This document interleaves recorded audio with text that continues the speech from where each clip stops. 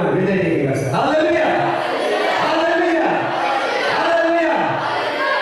हुन्छ, सर्वप्रथम परमेश्वरलाई धन्यवाद भइयोस् र यहाँ सम्पूर्ण उपस्थिति छ अनि पास्टर अभिषेकका जनहरू पास्टरियामा लगायत सम्पूर्ण दुकान बोर्डहरू लगायत सम्पूर्ण प्रभुका प्यारा जनहरूलाई मेरो तर्फबाट जय मसीह।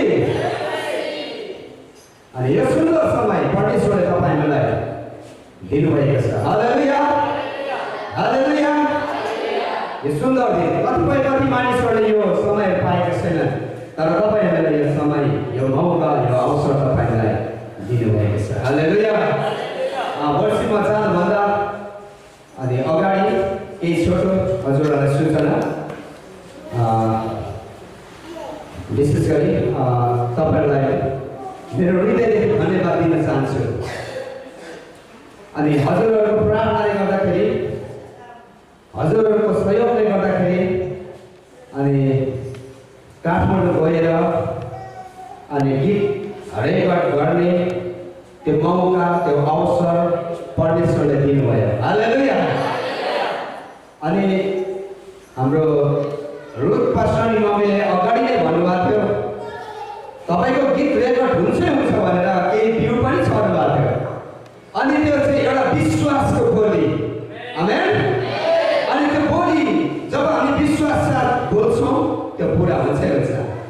विशेष गरी हाम्रो सिनियर पास्टर देशबहादुर पास्टर हैन, उहाँले पनि मैले उहाँलाई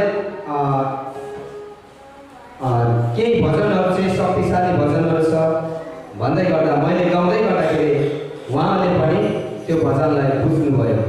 त्यसमा अभिषेक बग्दैछ, त्यसमा शक्ति बग्दैछ भनेर थाहा पाउनुभयो। अनि त्यो चाहिँ रेकर्ड गर्नुपर्छ भनेर उहाँ पनि निरन्तर यसमा अघि बढ्नुभयो। अनि उहाँद्वारा नै आज त्यो गीतहरू रेकर्ड भयो, सफल भएको छ। विशेष परमेश्वरलाई धन्यवाद र हाम्रो सिनियर पास्टर लगायत सम्पूर्ण पास्टरहरूलाई पनि म धन्यवाद दिन चाहन्छु, किनभने तपाईहरुको प्रार्थना, सहयोग अनि सम्पूर्ण मण्डली परिवारले मुठी खोल्नुभयो। हजुरलाई पनि धन्यवाद। प्रार्थनामा सम्झिनु भयो, तपाईहरुलाई पनि मेरो हृदयदेखि तपाईहरुलाई धन्यवाद दिन चाहन्छु। अनि काठमाडौँ गोकर्णमा चाहिँ मीना दिदी हैन, मीना दिदी हुनुहुँदो रहेछ। उहाँले एकैजनाले 10,000 मुठी खोल्नु भएको रहेछ। अनि यसरी नै मुठी खोलेर हरेकले हैन मण्डली परिवारले सहयोग गर्नुभएको छ है। यहाँ पनि हजुरहरूले गर्नुभएको छ, म धन्यवाद दिन चाहन्छु। काठमाडौँमा भएको भाइ बहिनी सम्पूर्ण मण्डली परिवारले पनि धेरै मुठी खोल्नु भएको छ है। अनि त्यसरी नै अनि थोपा गएर के भन्छ, सागा भन्छ। हालेलुया। त्यसरी नै मण्डली परिवार आज थोरै सबैले मुठी खोल्दै गरेर चाहिँ आज सब कुरा सफल भएको छ। अनि तपाईहरुको माझमा त्यो गीतहरू चाँडै आउने नै छ। अनि यसुवा र किनभने हाम्रो परमेश्वर सम्भवका परमेश्वर हुनुहुन्छ। हालेलुया। हाम्रो परमेश्वर शक्तिशाली परमेश्वर हुनुहुन्छ।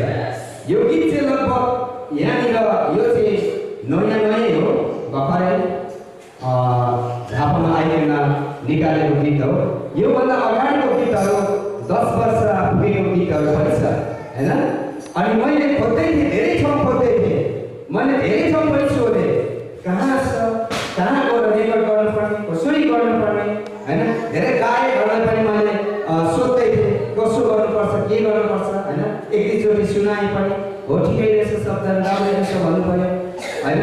तर कसरी गाउने, कहाँ जाने त्यो कुरा मलाई हैन थाहा पनि थिएन। मसँग आर्थिकको कमजोरले गर्दाखेरि म त्यो ठाउँमा पुग्नु पनि सकेको थिइनँ। तर आज म धेरै खुसी छु, केवल परमेश्वरको योजना चाहिँ ठिक अहिले रहेछ। हालेलुया। अनि परमेश्वरको योजना र हजुरहरूको सपोर्टले गर्दाखेरि आज म त्यो गीतहरू रेकर्ड गर्न अनि काठमाडौँमा भएको भाइ बहिनीले पनि गाउनु भएको छ, उहाँलाई पनि यो हैन समय परमेश्वरले दिनुभएको छ। आमेन आमेन। अनि अर्को गीत पनि चाँडै आउँदैछ।